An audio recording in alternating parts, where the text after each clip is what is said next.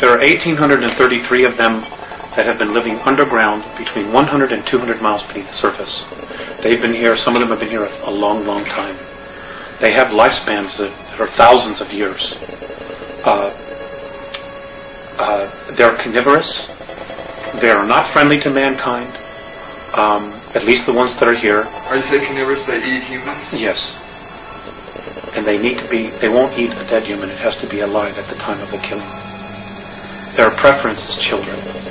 You know, and we've been told, you shouldn't talk about that.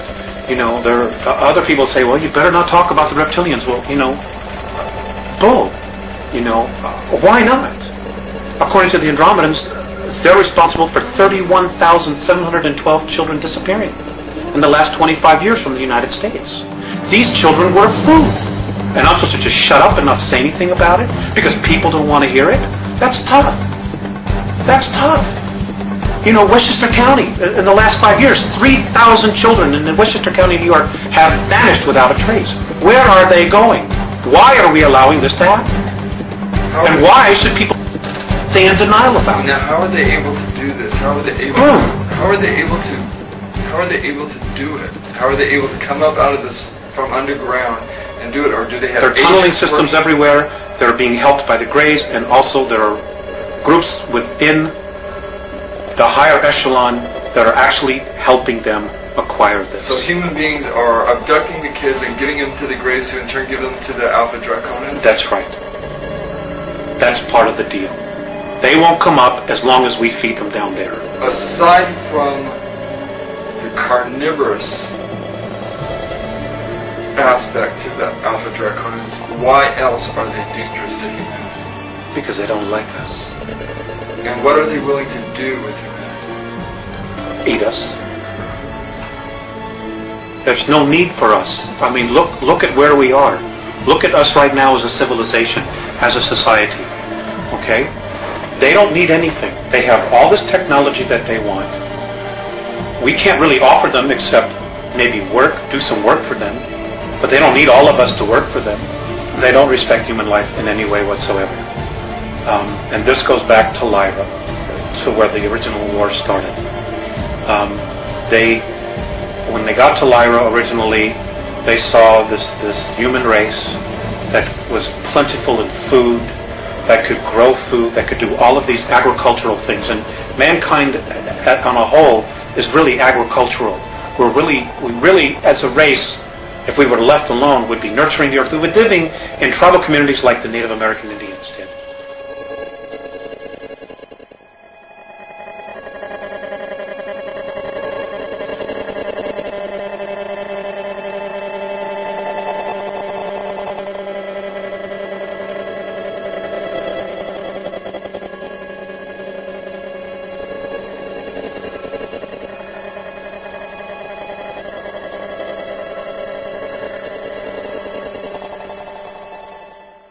I address the reptilian concept, which has been, of course, the center of what David Icke has been doing, and we have certain differences. And Zachariah Sitchin's work, I talk about that. I'm in the tradition of these kinds of scholars. It is crucially important that this is not accepted as mere history lesson of the past. These motifs have a very great bearing on our age. I mean, you only have to look at your own mythologies. The trolls, the dwarves, the elves. Where do they all come from? Why is it that we, in our burial ritual, right, in the Christian world, when you die, there's a ritual of being put back into the earth? Ask any Zuni Indian, ask any Hopi Indian about the Hollow Earth. You know exactly what you're talking about. It's completely replete in all the mythologies of the world about underground cities. And in fact, Admiral Byrd from the United States Naval Air Force, right? He flew over entrances to the Hollow Earth. You have experts who know all about this, who've written extensively on the Hollow Earth. And caverns that sometimes go as far as 8 miles down, you know, with literally thousands of miles of ventilated shafts. Eric von Daniken has gone blue in the face trying to expose this. That these are caverns that some of them are not natural, some of them are carved with precision, with laser, tools. And these, I explain from the outset of my book, I go into this, it's a very important factor. And in fact, there was even a prohibition in the Bible about drawing the likeness of any being that came from under the water and from under the earth, actually. It's in the Ten Commandments even. And you will find that if you go back to Celtic mythology, they are talking about beings that inhabited the hollow earth and under the earth. Back again to the concept of secret budgets and secret societies, the governments of the world have long been seeking, because our pole shifted, and the earth topography has changed, so lots of the normal entrances to hollow earth have since changed, and some of them were in Antarctica, and therefore the ice on Antarctica, that makes it a problem now for people to visit there and go there. So the Nazis under the Adolf Hitler and the fascists that rule this country, namely the government, they have always been funding different individuals to try and go and reopen portals and to find entrances to hollow earth. So Admiral Byrd was simply an agent who had flown over there, and he had a large budget, and they took ships out there, and some people say that they discovered entrances to hollow earth.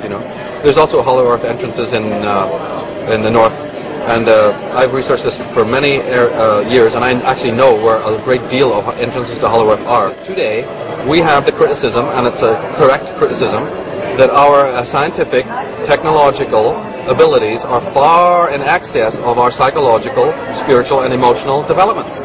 And many pundits, many activists, many scholars have said, why is this? Why is this happening in our society? Well, again, there is a definite answer. It's because we've had a propulsion unit behind us, making sure that we are propelled towards technological advance at the cost of the other. Because this is not something, again, that would happen naturally, right? It just doesn't happen naturally, and if you see it happening in the world, it is because there's some artificial engineering going on that makes sure of this. And it connects to what I'm talking about, where the visitation of these beings has been moving mankind steadily forward in a technological way because they have an agenda.